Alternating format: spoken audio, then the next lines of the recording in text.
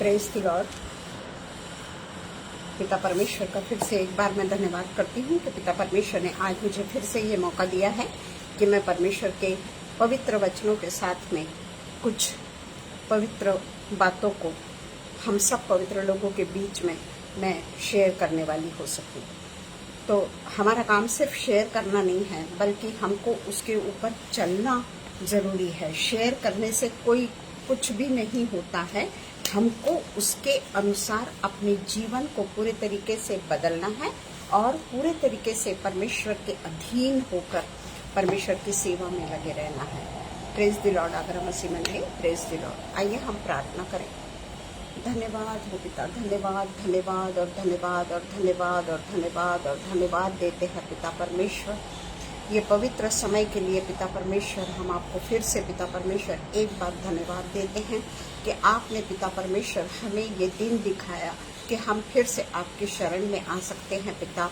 और पिता परमेश्वर, आपके पवित्र वचन को पिता परमेश्वर जो हम बोलने जा रहे हैं होने देना पिता परमेश्वर की, उसके कारण पिता परमेश्वर ये जो बीज है वो ऐसे सुपीक भूमि पर गिरे पिता, जहाँ पर वो फलवंत होने पाए और बहुत सारा फल लाकर पिता परमेश्वर के लिए एक पिता परमेश्वर फलवंत वृक्ष की तरह खड़ा हो जाए।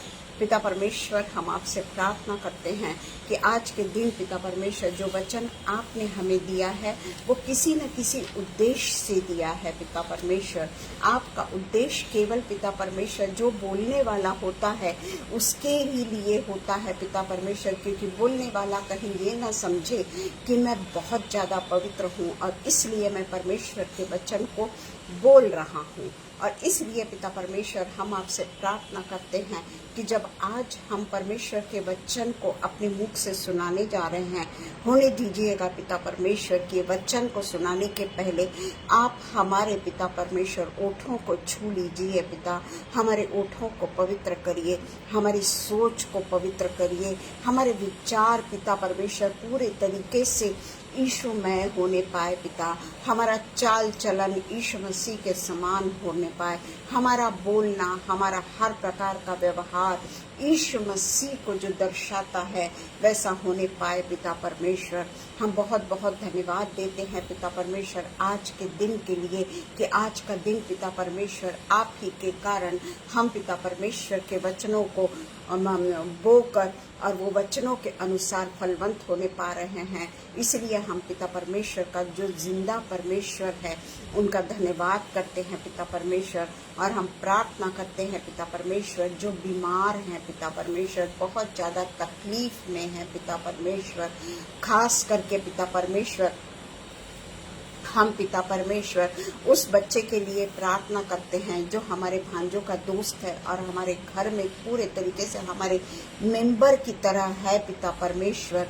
उसके पवन के पापा के लिए हम प्रार्थना करते हैं पिता परमेश्वर, जो उनके ब्रेन में पिता परमेश्वर 5-6 जो गांठें आई हुई है पिता परमेश्वर, हम आपसे प्रार्थना करते हैं पिता कि वो ऑपरेशन अनसक्सेसफुल रहा है और उनको पैरालिटिक अटैक आया हुआ है पिता। हम आपसे प्रार्थना करते हैं, आपके लिए कोई भी चीज़ असंभव नहीं है पिता परमेश्वर।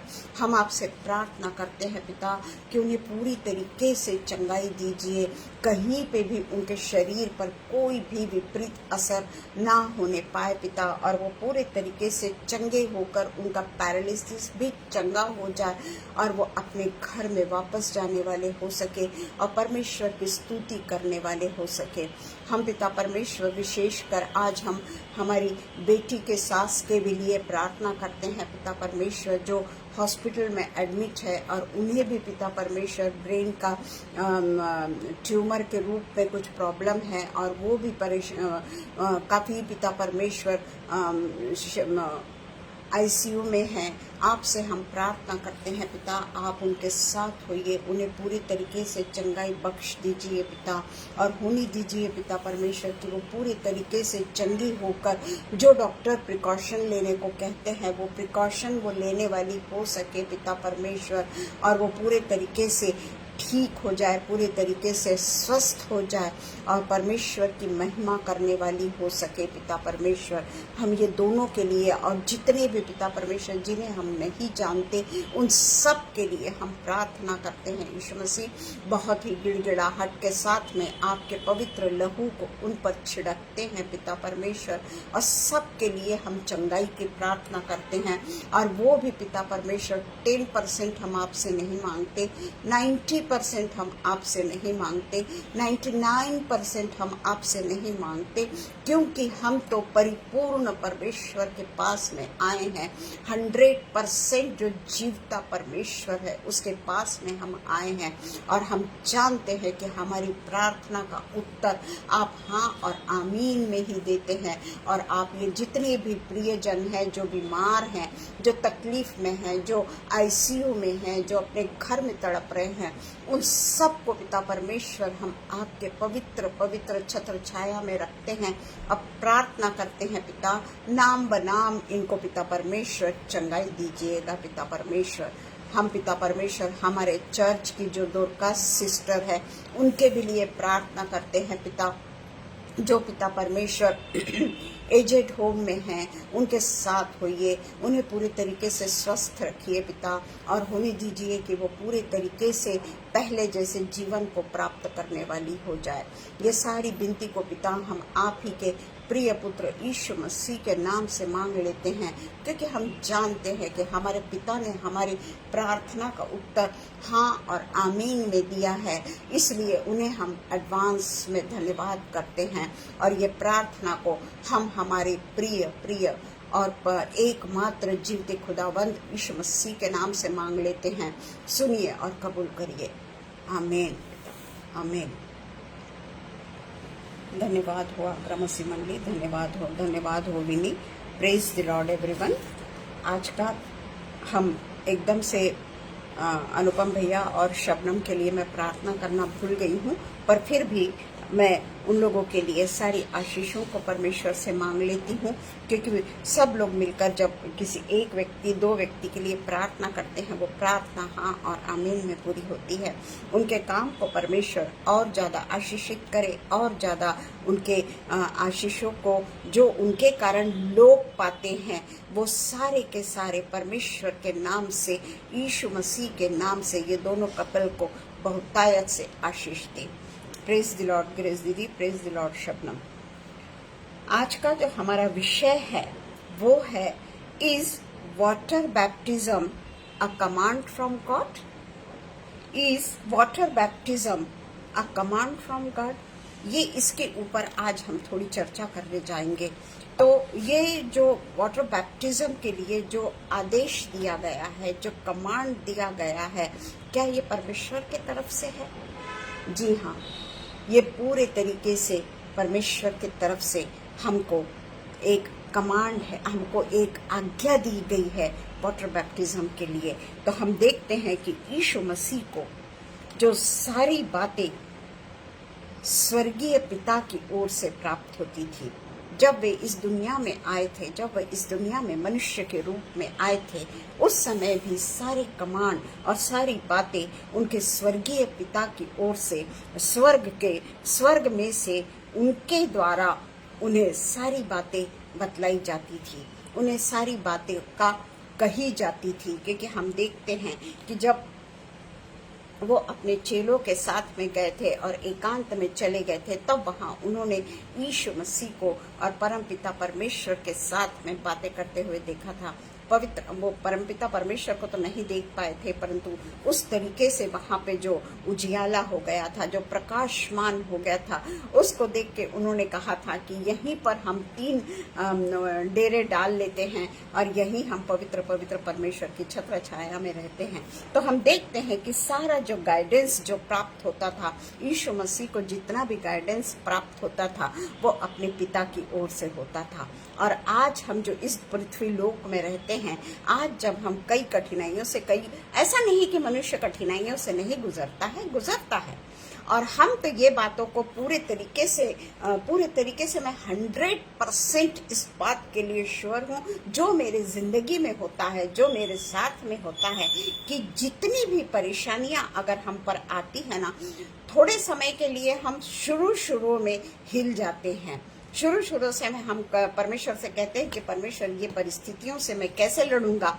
परंतु जब हम वो परिस्थितियों के आदी हो जाते हैं, और आदी इसलिए होते हैं कि परमेश्वर की सामर्थ हमारे साथ में होती है, परमेश्वर हमारे साथ में होता है, परमेश्वर का पवित्र आत्मा हमसे बातें करता है। जब हम गुस्सा हो जाते हैं परमेश्वर से, भी कई बार हम नाराज हो जाते हैं, क्योंकि वो तो मेरा पिता है ना। तो हम अगर थोड़ी देर के लिए अगर नाराज भी हो जाते हैं, हमारा पिता परमेश्वर उस समय के लिए वो हमको चुप हो जाता है। पर वो जब देखता है कि मेरा बेटा या मेरी बेटी अब थोड़ी सी नॉर्मल हुई है, वो किसी न किसी रूप से हमको अपने गले लगाता है, और हमें परमेश्वर के वचन के द्वारा हमसे वो बातचीत करता है, और ऐसा सेटिस्फैक्शन हम पाते हैं कि जो हम कभी नहीं पा सकते। किसी मनुष्य की बातों से वो हम सेटिस्फैक्शन हमको नहीं होता, और वो सेटिस्फैक्शन जो हमेशा का चिरस्थायी सेटिस्फैक्शन हम पाते हैं। तो उसी तरीके से परमेश्वर के साथ में यीशु मसीह की भी पूरे तरीके से उसके गाइडेंस के द्वारा, उनके बातचीत के द्वारा और उनके द्वारा कही गई बातें जब यीशु मसीह पूरे तरीके से आजमाते, पूरे तरीके से सुनते थे और उसी के अनुसार वे जब करते थे, तो हम पढ़ते हैं यूहन्ना 14:10 से लेके 14 तक, जॉन 14:10-14। यहाँ पे परमेश्वर का वचन हम पढ़ते हैं कि क्या तू विश्वास नहीं करता? क्या, यहाँ क्वेश्चन मार्क से ये 10वां वचन शुरू हुआ है, क्वेश्चन मार्क है यहाँ पर, कि क्या तू विश्वास नहीं करता कि मैं पिता में हूं और पिता मुझ में है? क्या तू विश्वास नहीं करता? ये क्वेश्चन मार्क के रूप में यीशु मसीह ने यहाँ पर कहा है कि मैं पिता में हूं और पिता मुझ में है। ये बातें जो मैं तुमसे कहता हूं अपनी ओर से नहीं कहता, परंतु पिता मुझ में रहकर अपने काम करता है। और जो काम यीशु मसीह अपने पिता के द्वारा करते थे, पिता के सपोर्ट के द्वारा, पिता के आदेश के द्वारा करते थे, वही काम करने की सामर्थ आज यीशु मसीह ने हमें भी दे रखी है। हम अगर किसी बीमार के लिए प्रार्थना करते हैं, हम अगर किसी दुखियारी के लिए प्रार्थना करते हैं, बहुत गिड़गिड़ाहट के साथ में करें। ऐसा नहीं कि हमसे कहा गया है प्रार्थना करने के लिए तो हमने प्रार्थना कर दिया। परमेश्वर का क्या उसमें उत्तर है, परमेश्वर उससे क्या चाहता है, ये परमेश्वर को मालूम है। और परमेश्वर हमेशा हमारे प्रार्थना का उत्तर जो उसके लिए उचित है, हम अगर किसी बीमार के भी लिए प्रार्थना करते हैं तो बीमार चंगे हो जाते हैं, परंतु कई ऐसी प्रॉब्लम्स होती है जिसके कारण बीमार अगर चंगे नहीं होते हैं तो वो पैरालिटिक अटैक में चले जाते हैं या वे कोमा में चले जाते हैं। तो हम ऐसों के लिए यही प्रार्थना करें कि परमेश्वर उसके साथ में जो तुझे उचित लगता है उसको तू कोमा में मत डाल, या उसको पैरालिटिक अटैक मत आने दो, उसको बेड रिडन मत कर, क्योंकि मैं जानती हूँ बेड रिडन होने का दुख क्या होता है। बेड रिडन व्यक्ति कितना परेशान होता है ये मुझसे पूछिए। और इसलिए मैं हमेशा यही प्रार्थना करती हूँ कि जो व्यक्ति बहुत ज्यादा बीमार है, पिता तू जानता है कि अब इसके लिए कोई चांसेस ही नहीं है। कई व्यक्ति कोमा में चले जाते हैं, सालों वे कोमा में रहते हैं, पर मैं तो इसको परमेश्वर का अनुग्रह मानती हूँ कि अगर कोमा में का व्यक्ति अगर गुजर भी जाता है तो परमेश्वर का उसके ऊपर बहुत बड़ा वरदान है। पैरालिटिक व्यक्ति भी अगर गुजर जाता है, हम उसके लिए ये नहीं कहेंगे कि वो गुजरे, वो तो परमेश्वर की योजना है, वो तो परमेश्वर की इच्छा है कि वो कितने साल तक अपनी जिंदगी को जीता है। पर उनकी तकलीफों को देख के जरूर हम अपने घर में मैंने देखा है, इसीलिए मैं कहती हूँ कि मनुष्य हिल जाता है। क्योंकि वो अपने व्यक्ति को दुख में नहीं देख सकता। रोज रोज हर सेकंड उसको वो मरता हुआ देखता है। तो इसलिए मैं उन लोगों के लिए बड़ी ही जी जान से प्रार्थना करती हूँ कि परमेश्वर, जिनका कोई नहीं है, जो अकेले अनाथाश्रम में पड़े हैं, वृद्धाश्रम में पड़े हैं, उनके बच्चे हैं, उनके पास में सब कोई है, परंतु वो अपने फैमिली लाइफ के कारण अपने माता पिता को अपने पास में नहीं रख सकते।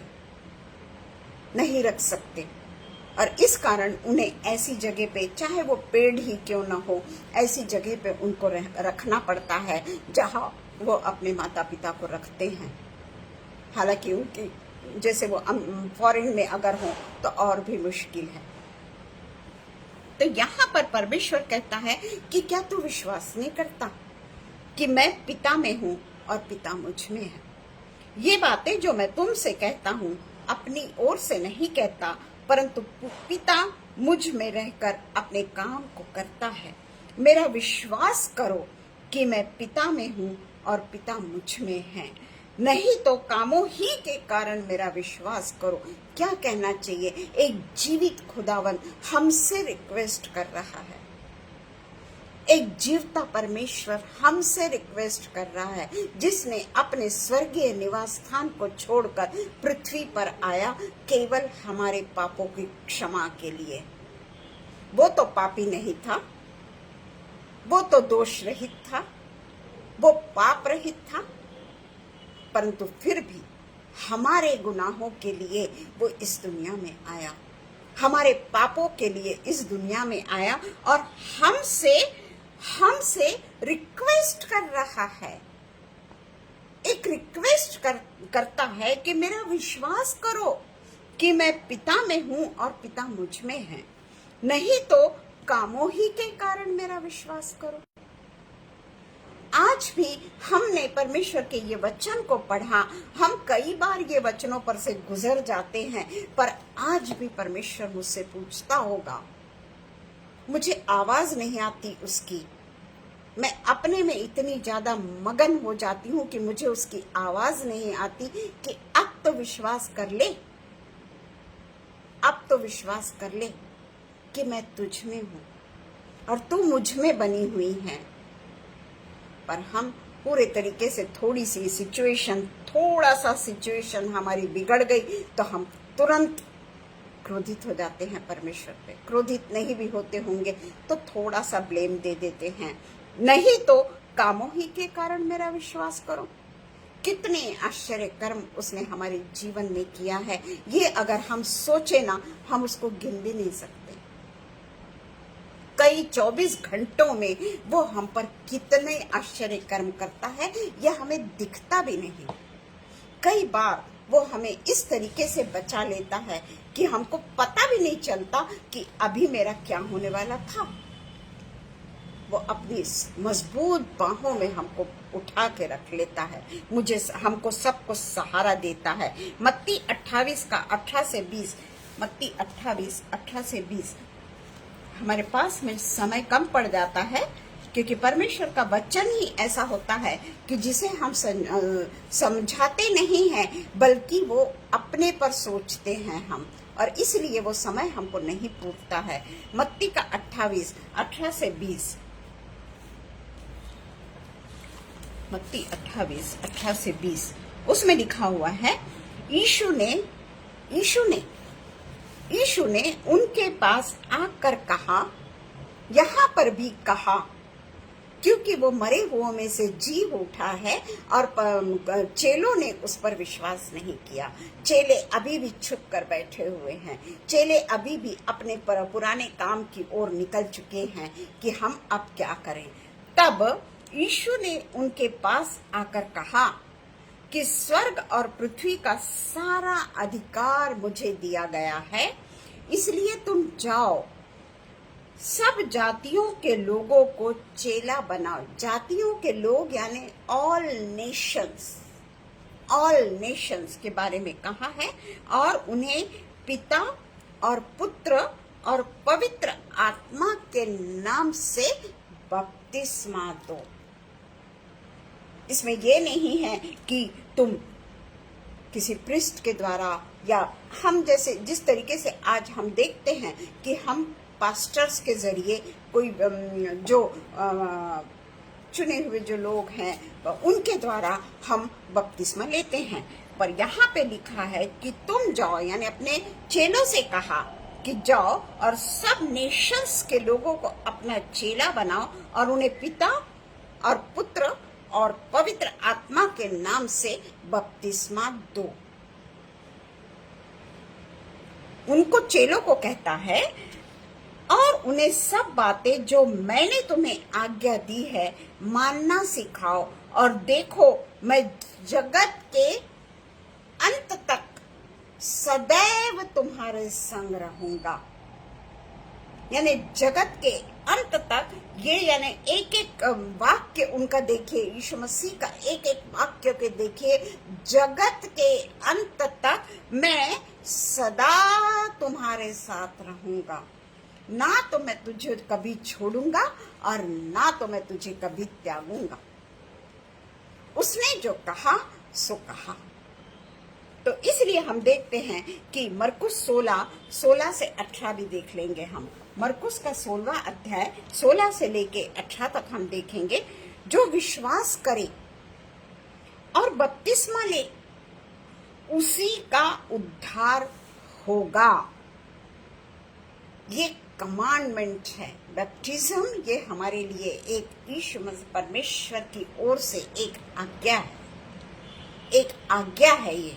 तो यहाँ पे लिखता है कि जो विश्वास करे और बपतिस्मा ले उसी का उद्धार होगा, परंतु जो विश्वास नहीं करेगा वह दोषी ठहराया जाएगा। जब हम बपतिस्मा लेते हैं उस समय हमको पूरे तरीके से विश्वास में बपतिस्मा लेना है।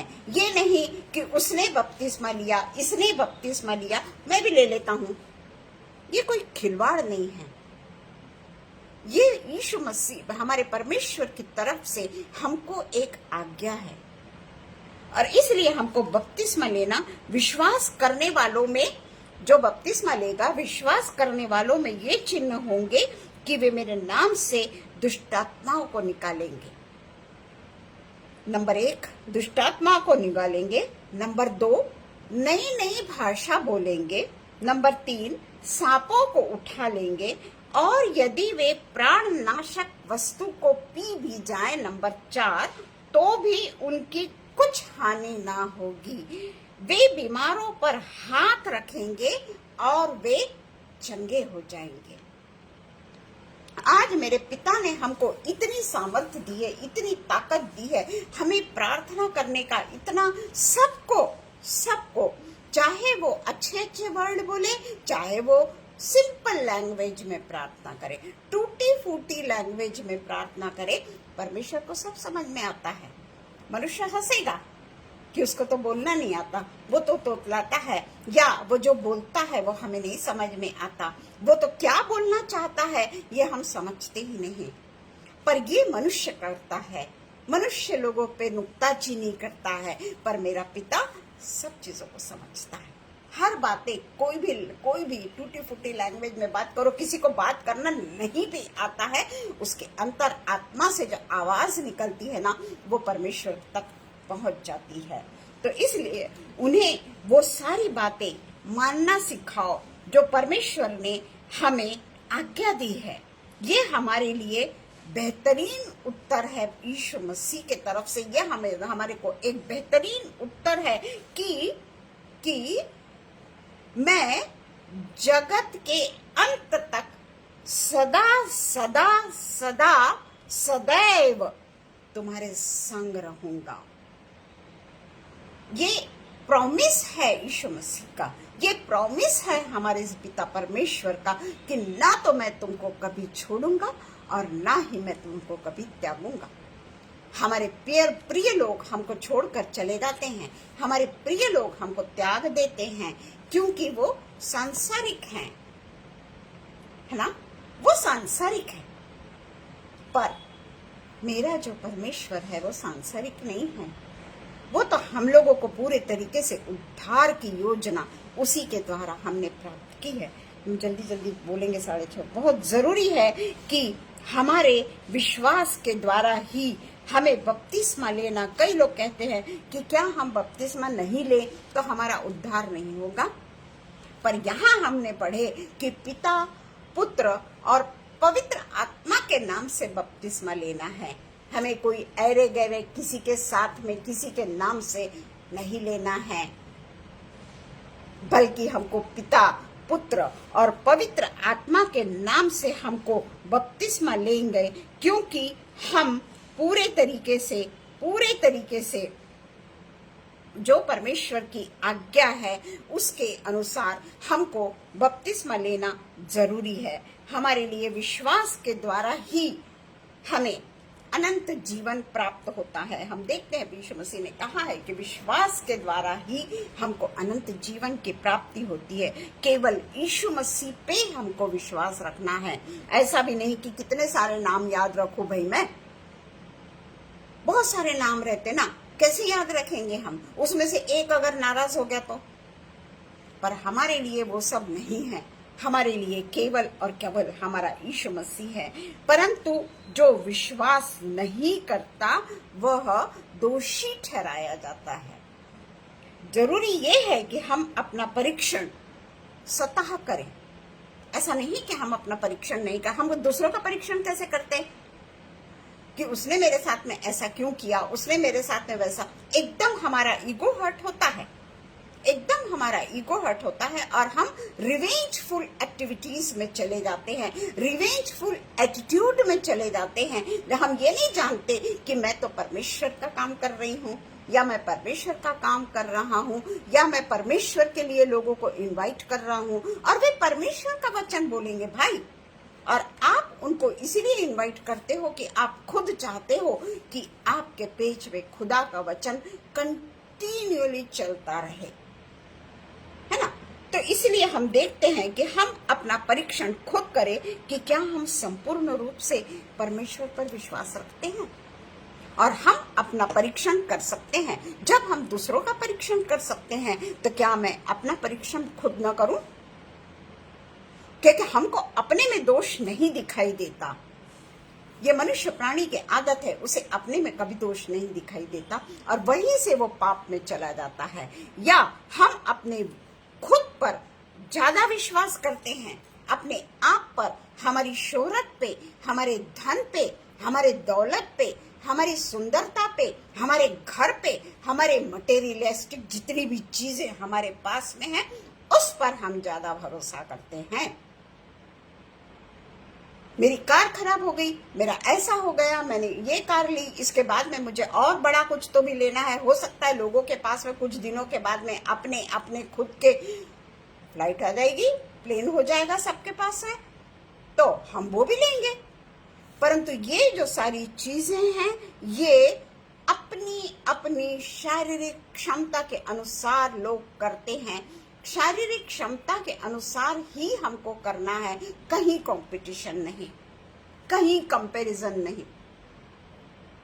जो हमको जरूरत है उस चीज पर हम उतना ही खर्च करें, क्योंकि हम उन लोगों के लिए खर्च करें जिनके पास में पैदल चलने के लिए चप्पल भी नहीं है, जिनके पास में चप्पल भी नहीं है। और हमारे पास में तो गाड़ियां होती है, हमें वो दिखता भी नहीं कि वो उसके पैर जल रहे हैं, ये हम देख भी नहीं सकते। तो इसलिए जब तक हम अपने में चलते हैं, बोलते हैं, फिरते हैं, हम अपना काम खुद कर सकते हैं, तब तक तो ठीक है प्रियो। पर जैसे ही हमें अगर कुछ शारीरिक क्षमता हमारी खत्म हो जाती है, शारीरिक कोई रोग हमको आ जाता है, क्योंकि शरीर नश्वर है, उसके बाद में हमें सही मनुष्य की परख होती है। कौन सही है ये हम पहचानते हैं। कई लोग ऐसे होते हैं कि अपन कौन करेगा इनका, कैसे करेंगे इनका, पेड भी लोग ऐसे रहते हैं जहां पर अपने माता पिता को छोड़ दिया जाता है। क्योंकि हम उनकी सेवा नहीं कर सकते, हम बहुत बिजी हैं, हमारे पास में समय नहीं है हमारे माता पिता की सेवा करने के लिए। मैं तो माता पिता की ही बात कर रही हूँ जिन्होंने हमारी सेवा की, अपने जवानी में उन्होंने हमको पाला, अपने सर्विस करते हुए अपने जीवन को उन्होंने हम पे कुर्बान कर दिया। अपने जीवन की उन्होंने कभी भी ये नहीं देखी कि मुझे तो एक बहुत बड़ी चीज लेना है, उन्होंने ये नहीं सोचा, बल्कि हमें हायर स्टडी के लिए फॉरेन में भेजा। ये सब हम भूल जाते हैं प्रियो, पर जब हमारी शारीरिक क्षमता खत्म हो जाती है ना, तब हमें समझ में आता है कि अपना कौन है और पराया कौन है। चाहे तुम उनको पेड़ इसमें रख दो, चाहे तुम उन्हें कितने भी बड़े इसमें रख दो, परंतु वो लोग दूसरे ही होते हैं और हम कुछ समय के लिए उनसे मिलने को जा पाते हैं। उस समय वो हमारे सामने, उनको एक बहुत सुंदर सा तैयार करके उनको एक कुर्सी पे बैठा के 1 आवर के लिए हमको परमिशन देते हैं। हम उनके साथ में उतने ही घंटे रह सकते हैं और फिर से हम आलीशान बिल्डिंग में अपने कार के द्वारा आ जाते हैं हमारे सगे माँ बाप को छोड़ के। ये मेरे साथ में हुआ है और इसलिए जो चीजों को मैंने अपने आप में भुगता है उस चीज का ही मैं उदाहरण देती हूँ। और इसलिए मैंने मेरे पति को कभी भी अपने से अलग नहीं होने दिया, क्योंकि मैंने उस दुख को देखा था, मेरे माता के दुख को, पिता के दुख को। चाहे कितनी भी कठिनाई क्यों न आए, पर परमेश्वर ने जिसे हमारे लिए ठहराया है हम उसके सदैव बने रहें, उसके जो उसकी आज्ञाएं हैं हम उसका पालन करने वाले हो सके। तो हम पाप करते हैं, पर जब हम संपूर्ण रूप से परमेश्वर पर विश्वास करने लग जाते हैं, यीशु मसीह खुद हमारा परमेश्वर है, वो हमारा उद्धार करता है, पापों से वो हमें क्षमा प्रदान करता है। उसकी कृपा हमारे भूतकाल, वर्तमान काल, भविष्य काल के पापों को पूरे तरीके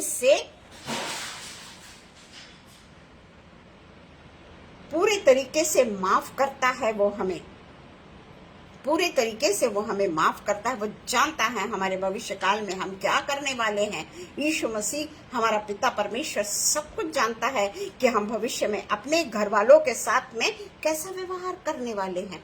हम नहीं जानते, पर परमेश्वर जानता है।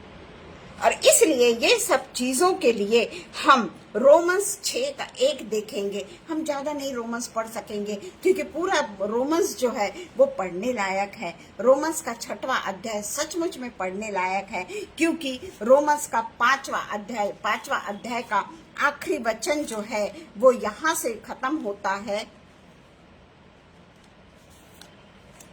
एक मिनट है, रोमन्स का 5 उसका आखिरी वचन यहाँ पर खत्म होता है कि जैसा पाप ने मृत्यु फैलाते हुए राज्य किया, वैसा ही हमारे प्रभु यीशु मसीह के द्वारा अनुग्रह भी अनंत जीवन के लिए धर्मी ठहराते हुए राज्य करे। यानी हम सब मनुष्य जो है वो आज्ञा न मानने से बहुत लोग पापी ठहरे, वैसे ही एक मनुष्य की आज्ञा मानने के कारण बहुत लोग धर्मी ठहरेंगे। परंतु उसके बाद में रोमन्स 6:1 कहता है कि तो क्या हम क्या करें? क्या हम पाप ही करते रहें? 6:1 कहता है कि क्या हम पाप ही करते रहें कि अनुग्रह बहुत हो? कदापि नहीं। हम जब पाप के लिए मर गए तो फिर आगे को उसमें कैसे जीवन जी सकते हैं? तो क्या हुआ? क्या हम इसे धार्मिकता के दास 15 वचन 6 अध्याय का, क्या हम इसलिए पाप करें कि हम व्यवस्था के अधीन नहीं वरन अनुग्रह के अधीन हैं? जो हम ये सोच रहे हैं, कदापि नहीं। क्या तुम नहीं जानते कि आपको दासों के समान, क्या तुम नहीं जानते कि जिसकी आज्ञा मानने के लिए तुम अपने आप को दासों के समान सौंप देते हो, उसी के दास हो, चाहे पाप के जिसका अंत मृत्यु है, चाहे आज्ञाकारिता के जिसका अंत धार्मिकता है। बहुत जल्दी हम कह देते हैं कि हम अनुग्रह के काल में हैं, हम चाहे कुछ भी करें हमको क्षमा मिलने ही वाली है। क्योंकि यीशु मसीह बहुत ही ज्यादा कोमल हृदय का है। परंतु रोमन्स 6 में भी देखिए, उसके आगे में भी बहुत सारे पापों के बारे में लिखा हुआ है कि उससे हमको कभी भी छुटकारा नहीं मिल सकता। तो हम देखते हैं कि यूहन्ना 3:3 किस तरीके से हमको पानी और आत्मा से फिर से जन्म लेने की जरूरत है। तो यूहन्ना 3:3 हम देखेंगे। हम जानते हैं कि हम सबको मालूम है ये। यीशु ने उनको उत्तर दिया, मैं तुझसे सच सच कहता हूँ कि यदि कोई नए सिरे से ना जन्मे तो परमेश्वर का राज्य देख नहीं सकता। नए सिरे से जन्मना यानी परमेश्वर से जन्म लेना, माता पिता के इससे जन्म लेना नहीं, परमेश्वर के द्वारा हमको जन्म लेना है, जो हम यूहन्ना 1:13 में पाते हैं। यूहन्ना 1:13 कहता है, वे ना तो लहू से न शरीर की इच्छा से न मनुष्य की इच्छा से परंतु परमेश्वर से उत्पन्न हुए हैं। 13वां वचन यूहन्ना 1:13। हमारे पास में ज्यादा समय नहीं है उसको बोलने के लिए। 1 कुरिन्थियंस 12:13। 1 कुरिन्थियंस 12:13।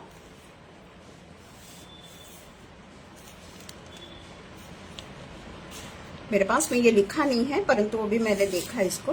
12:13 कहता है, क्योंकि हम सब ने, क्या यहूदी, क्या यूनानी, क्या दास, क्या स्वतंत्र, एक ही आत्मा के द्वारा एक देह होने के लिए बपतिस्मा लिया है। हम सब ने बपतिस्मा लिया है प्रियो। पर क्या हम समझ सकते हैं कि बपतिस्मा का अर्थ क्या है? एक ही आत्मा और एक ही देह होने के लिए बपतिस्मा लिया है और हम सबको एक ही आत्मा पिलाया गया है।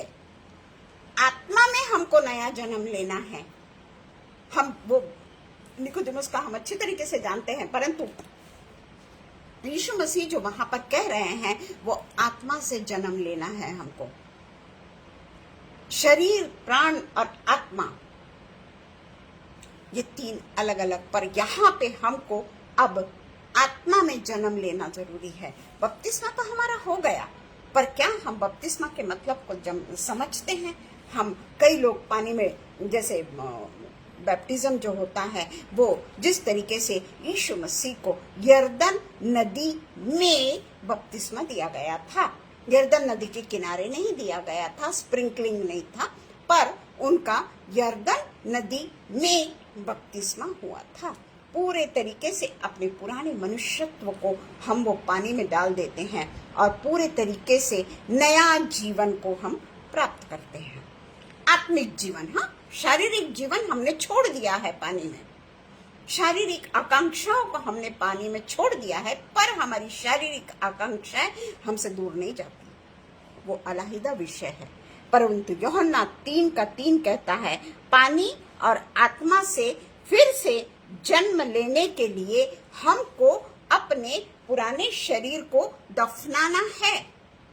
हमको अपने पुराने शरीर को दफनाना है, पश्चाताप करना है उस समय, ताकि हमें पाप सहित दफनाया जाए। हम फिर से जब पानी के ऊपर आए, हम वो पाप लेकर फिर से ऊपर ना आए। वो पाप हमारे पूरे तरीके से पानी में दफनाए गए हैं। पश्चातापी अंतःकरण से हमने यीशु मसीह के पूरे शरीर को, आत्मा को फिर से हमने नए रूप से हमने वो जीवन को पाया है। पुराने शरीर को हमने पानी में पूरे तरीके से दफना दिया है। बपतिस्मा और पुनर्जीवित किया जा सके।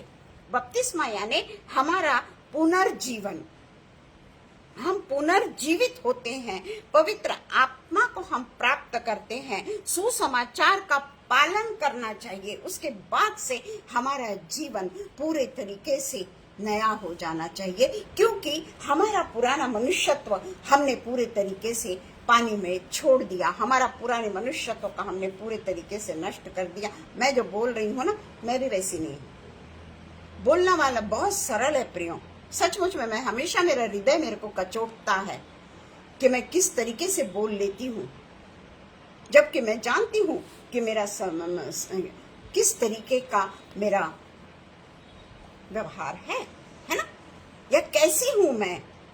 कोई भी अपने आप का निरीक्षण अच्छी तरीके से करे तो वो समझ सकता है। और मैं अपने मुंह से परमेश्वर के वचन को बोलती हूँ, इसलिए मुझे ज्यादा पश्चाताप होता है। पर यीशु मसीह, अगर हम पश्चाताप करते हैं, अपने पापों को मान लेते हैं और उसके बाद वो पाप को नहीं दोहराते, ये महत्वपूर्ण है कि वो पाप को हम नहीं दोहराते। हमारा यीशु मसीह हमें माफ करने के लिए सदा तैयार है। जो चोर जो है, जो हम जो कहते हैं कि जो चोर है, वो जो यीशु मसीह ने उससे कहा कि आज ही तो मेरे साथ में स्वर्गलोक में होगा, है ना। तो वो जो वचन जो है, हम उसके ऊपर ये कह सकते हैं, उसका तो बैप्टिज्म नहीं हुआ था, है ना, उसका बैप्टिज्म नहीं हुआ था। पर यहाँ पे आज जो मैंने पढ़ा तो हमने देखा कि वो जो लूका 23:43 जो कहता है, लूका 23:43,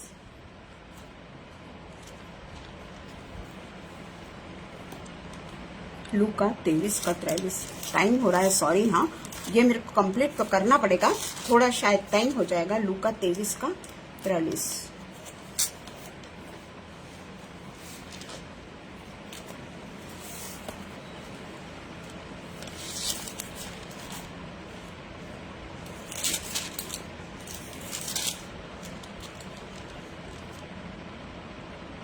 उसने उनसे कहा, मैं तुझसे सच सच कहता हूं कि आज ही तू मेरे साथ स्वर्गलोक में होगा।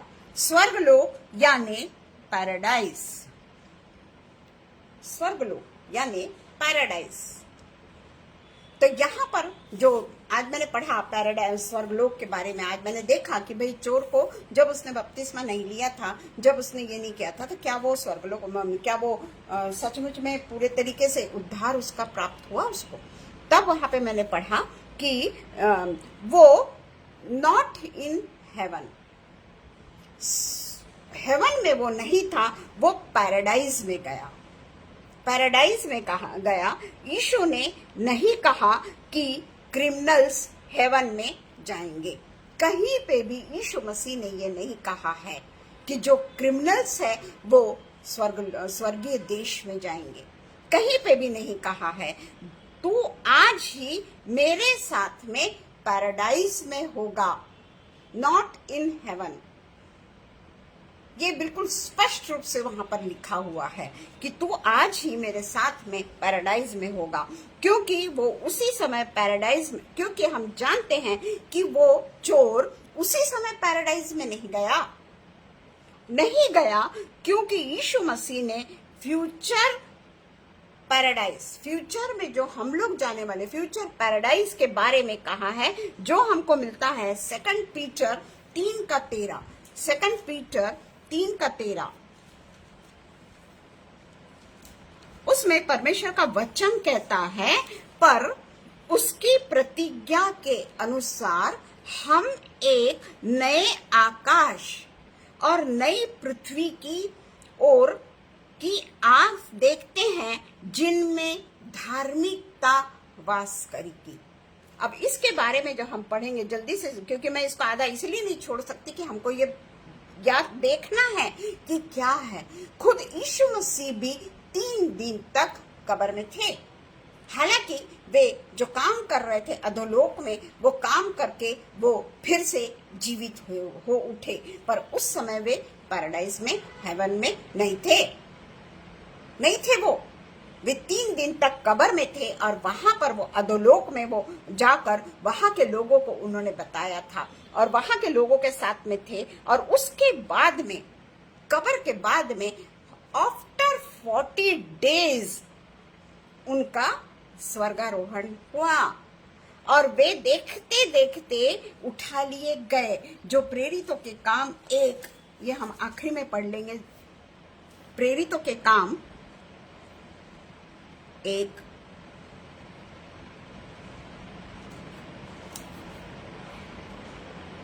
8 से पढ़ेंगे हम। परंतु जब पवित्र आत्मा तुम पर आएगा, तब तुम सामर्थ पाओगे और यरूशलेम और सारे यहूदिया और सामरिया में और पृथ्वी की छोर तक मेरे गवाह होंगे। जाने के वे समय यीशु मसीह ने अपने चेलों के साथ में बातचीत की और ये उसकी आखिरी बातचीत थी। और उसके बाद में यह कहकर वह उनके देखते देखते ऊपर उठा लिया गया। बीच में पैराडाइज में नहीं रुक गया, वो ऊपर उठा लिया गया। उसके जाते समय जब वे आकाश की ओर ताक रहे थे तो देखो, दो पुरुष श्वेत वस्त्र पहने हुए उनके पास आ खड़े हुए और उनसे कहा, हे गलीली पुरुषों, तुम क्यों खड़े आकाश की ओर देख रहे हो? यही यीशु जो तुम्हारे पास स्वर्ग पर उठा लिया, कहां पर? स्वर्ग पर, स्वर्ग पर उठा लिया गया है, जिस रीति से तुमने उसे स्वर्ग को जाते देखा है, उसी रीति से वो फिर आएगा। स्पष्ट शब्दों में लिखा है कि स्वर्ग पर उठा लिया गया। देखते देखते, लोगों के देखते देखते वो स्वर्ग पर उठा लिया गया। और वो है जो यीशु मसीह जो स्वर्ग पर उठा लिया गया। पृथ्वी को एक बार फिर से स्वर्ग में बदल दिया जाएगा। देखिए, जो हमारी पृथ्वी है, जहां पर अभी हम रह रहे हैं, वो एक बार फिर से स्वर्ग में उसको बदल दिया जाएगा, पृथ्वी को। और उस समय यीशु और परमेश्वर के शासन तहत हम वहां पे रहेंगे। किसका शासन होएगा? हमारे परमेश्वर का, यीशु मसीह का वहां पर शासन होगा पृथ्वी पर। और पूरे तरीके से सब कुछ बदल जाएगा और उस जगह फिर कभी भी किसी भी किस्म का युद्ध, अपराध, गंदगी, भ्रष्टाचार, बीमारी, बुढ़ापा, मृत्यु, तकलीफ जो हम हमेशा सह रहे हैं, आत्मिक रूप की मृत्यु या हमेशा की मृत्यु, या हमारा किसी के द्वारा हमको तकलीफ हो रही है, कोई हमको सता रहा है, कोई हमको टॉर्चर कर रहा है, कुछ भी जो भी आज हम पृथ्वी में देख रहे हैं ना, वो पूरे तरीके से बदल दी जाएगी। वो पूरे तरीके से बदल दी जाएगी और यहाँ पर पूरे तरीके से उसका रूपांतर स्वर्ग के रूप में हो जाएगा। पूरे तरीके से स्वर्ग के रूप में हो जाएगा और यहाँ पर हम सब बातों से, ये पृथ्वी पर मृत्यु से पृथ्वी मुक्त होगा। वहां हमको अनंत जीवन मिलेगा। पूरे तरीके से मृत्यु से पृथ्वी मुक्त हो जाएगी। और यहाँ शासन किसका होगा? हमारे यीशु मसीह का, परमेश्वर का, त्रिएक परमेश्वर का पृथ्वी पर शासन होगा। ये बोलना मेरे अपने लिए कठिन है जरा सा, पर परमेश्वर ने जो आज मुझको जिस तरीके से मेरे से, जब मैं पढ़ रही थी उस समय मैंने ये सब देखा। कई बार हमने सुना है, पर जब हम खुद इस बात के लिए जब हम पूरे तरीके से सोचते हैं कि हम पढ़ते हैं, देखें तो सही कि क्या मतलब है इसका, क्या मतलब है कि तू आज ही मेरे साथ पैराडाइज में होगा, क्या मतलब है कि तू स्वर्ग लोक में उठा लिया गया, तू स्वर्ग में उठा लिया गया, देखते देखते तू स्वर्ग में उठा लिया गया। इसलिए वो पूरा मैंने देखा। और उसके बाद में जो पृथ्वी है वहीं पे हमारा स्वर्ग होगा। और इस बात के लिए जो हम बोलते हैं ना, वो करते नहीं है प्रियो। हम बोलते जरूर है, थोड़े देर के लिए हम बड़े भावना के आवेश में चले जाते हैं, पर यीशु मसीह का वचन जो है, यीशु मसीह के लिए जो हम पवित्र वचन को जो बोलते हैं ना, वो भावना में नहीं जाना है। हमको भावना में होकर किसी भी चीज को बोलना नहीं है, क्योंकि हम नहीं जानते कि किस समय हमारी क्या परीक्षा हो। हमारे प्रियजनों की जो परीक्षा, हमारे परीक्षा नहीं, ये शरीर है। यीशु मसीह ने कभी भी ये नहीं कहा कि पृथ्वी में तुमको कोई तकलीफ नहीं होगी। पृथ्वी में तुम्हारा शरीर एकदम जैसा तुमको मैंने छुटपन में बनाया ना, वैसे ही रहेगा। परमेश्वर ने कभी नहीं बोला कि जिस तरीके से छोटा सा बच्चा कितना कोमल होता है, उसके चेहरे पे कहीं पे भी तुमको दाग झुर्री कुछ नहीं दिखाई देती, पर जैसे जैसे हमारा उम्र हमारी बढ़ती जाती है, कुछ भी लगा लीजिए आप, कुछ भी लगा लीजिए आप, आपको झुर्रियां आनी ही हैं। आपका शरीर आपका पूरे तरीके से साथ छोड़ना ही है, आपकी हड्डियां आपके मांस को छोड़नी ही है। ये शरीर है प्रियो, और इसलिए हमको ये शरीर की आस नहीं लगानी है।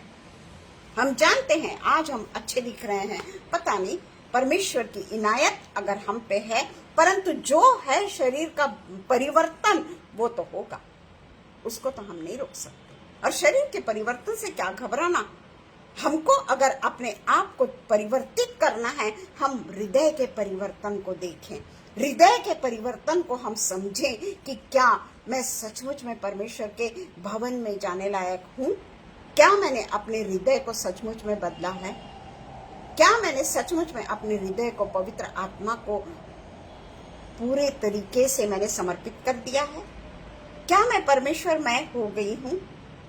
ये बातों को हमको समझना है, क्योंकि हम सबने बपतिस्मा लिया है, इसलिए हमको ये बात सोचना बहुत जरूरी है। आइए हम प्रार्थना करें।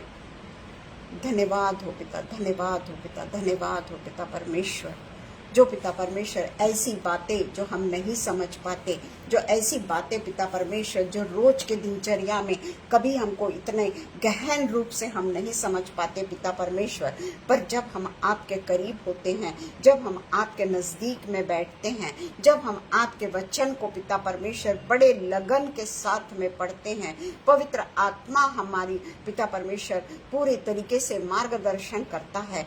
हमारे पास में एक से एक सत्य पिता परमेश्वर आप बताते चले जाते हैं कि कौन सा क्या सचमुच में सत्य क्या है। पृथ्वी पर कोई सत्य नहीं है, पृथ्वी पर मन लगाना तो परमेश्वर से बैर करना है।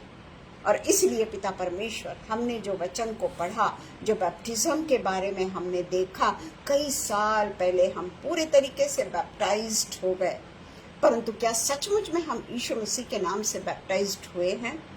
क्या सचमुच में हमने अपने पुराने जीवन को छोड़ दिया है? क्या सचमुच में हमने यीशु मसीह को पहन लिया है? क्या सचमुच में मैं परमेश्वर को जीवन को पूरे तरीके से अपने पर ले रही हूँ? ये सारी बातें हमको देखना बहुत जरूरी है, अपना स्वयं का अध्ययन करना हमको बहुत जरूरी है। पिता परमेश्वर आप हमारे साथ में होइए, आप हमारी रक्षा करिए, आप हमारे जीवन को पिता परमेश्वर एक नई दिशा दीजिए पिता परमेश्वर, ताकि हम ये जीवन जो हम जी रहे हैं पिता परमेश्वर, आपके वचनों के अनुसार अब तो भी वो जीवन को जीने वाले हो जाए पिता परमेश्वर। हम नहीं जानते कि अंतिम समय कब है, परंतु पिता परमेश्वर हमारा अंतिम समय तो आपने कहा है, जब हम देह में आए हैं तो ये देह को छोड़ना बहुत जरूरी है, परंतु ये देह की आत्मा परमेश्वर के पास में चली जाएगी। और इसलिए पिता परमेश्वर हम ये आत्मा की को पूरे तरीके से आत्मा के अगुवाई में, पवित्र आत्मा के अगुवाई में हम अपने आप को आगे आगे और आगे बढ़ाते चले जाएं, और पवित्र आत्मा के अनुसार जिस तरीके से पवित्र आत्मा हमें बताता है, पवित्र आत्मा हमसे बातें करता है, उसके अनुसार हम चलने वाले हो सके पिता परमेश्वर। आपके लिए हम ऐसे काम करने वाले हो सके पिता कि आप हमसे प्रसन्न हो कि हमने बपतिस्मा यीशु मसीह का जब बपतिस्मा लिया है तो हम यीशु मसीह की जिस तरीके से बपतिस्मा के बाद में परीक्षा हुई और वो उसमें सफल हुए, पूरे तरीके से उन्होंने उसके ऊपर विजय पाई, वही विजय पिता परमेश्वर हमें भी प्राप्त करनी है। हमने तो कितने पहले बपतिस्मा ले लिया है, पर आज पिता परमेश्वर आज भी आपने हमको समय दिया है पिता कि किस तरीके से हम अपने शारीरिक शरीर को छोड़कर केवल और केवल आत्मिक पिता परमेश्वर उन्नति करने वाले हो सके पिता परमेश्वर, आत्मिक रूप से एक साथ में मिलकर परमेश्वर की प्रार्थना, परमेश्वर की अनुग्रह के द्वारा हमें जो ये वरदान मिला है, उस वरदान को पूरे तरीके से हम अपने में आत्मसात करने वाले हो सके पिता। फिर से एक बार पिता परमेश्वर हम इस दिन के लिए धन्यवाद देते हैं, और विशेष कर पिता परमेश्वर हम शबनम के लिए और ब्रदर अनुपम डेविड के लिए हम प्रार्थना करते हैं। आप इनके साथ में सदैव बने रहते हैं, आप इनके आने जाने में इनकी रक्षा रखवाली करते हैं, और पिता परमेश्वर हमेशा इन्हें एक काइंड हार्ट आपने दिया है। और पिता परमेश्वर के लिए जो ये लोग अपने आप को न्यौछावर करते हैं, पिता परमेश्वर इनके लिए आपने एक अलग सी योजना बना के रखी है। उसके लिए पिता परमेश्वर हम ये दोनों के लिए आपसे यही प्रार्थना करते हैं कि पूरे तरीके से आत्मिक धन को प्राप्त करते चले जाएं पिता परमेश्वर, और इनके बच्चे भी जो परमेश्वर से डर कर अपने जीवन को जीते हैं, उन सब को पिता परमेश्वर आप आशीषों से माला माल करिए।